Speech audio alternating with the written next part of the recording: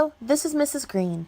Today we are going to cover computer lab safety and good practices, better known as the computer lab rules. Rules are important because they help keep everyone and all objects in the classroom safe and working properly. We would no longer have a computer lab if all of the computers were damaged and didn't work anymore. Then we would have to resort to using typewriters. So here are our computer lab rules. Rule number 1, no drinks, gum, or food are allowed inside the computer lab. Drinks can easily spill and cause our equipment to stop working.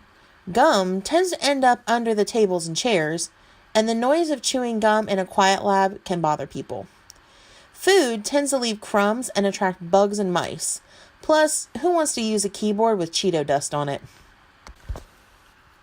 Rule number 2, keep personal items under your chair. This includes book bags and books. This keeps the aisles clear for people to walk to other parts of the room. Also, do not put your books on top of the computers because they may tip and damage the computers on the table. Rule number 3, use 2 hands. When you carry a computer or tablet or any piece of equipment, you must use 2 hands to ensure it does not get dropped.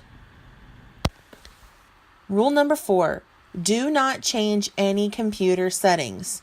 Leave the backgrounds, themes, location of icons, language, clock, menu bar, etc. as they are. These computers are only on loan to you and you are not to change things around. Rule number 5, use correct posture. Sit with both feet flat on the floor, your back straight, and your fingers on the home row of the keyboard. This helps you focus on the task and make less errors. Rule number 6, no tipping. You are never to tip back in your chair. First, because it can break the back and the legs of the chair, but also the chair can easily fall backwards and you could hit your head on a table or even the floor. Please, just don't do it. I do not want to have to call the squad because you did not follow rule number 6. Rule number 7, keep your workstation organized.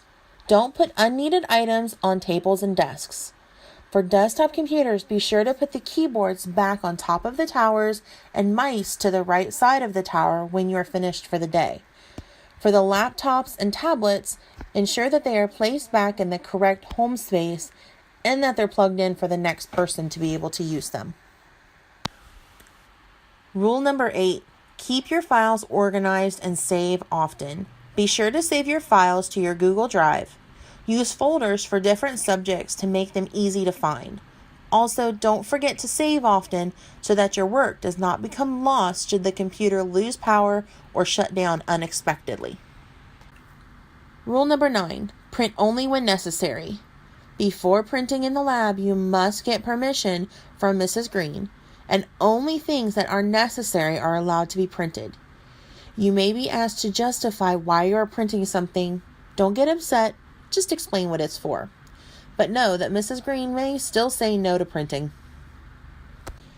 Rule number 10, log off your computer. Never, never, never turn off your computer by just pushing the power button.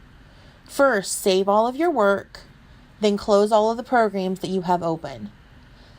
Click on the Windows icon in the bottom left corner, then click Power, and then click Log Off. Leave the monitor on, it'll turn off on its own. The tablets do not need to be logged off, just push the power button once and close the case lid. And that's it.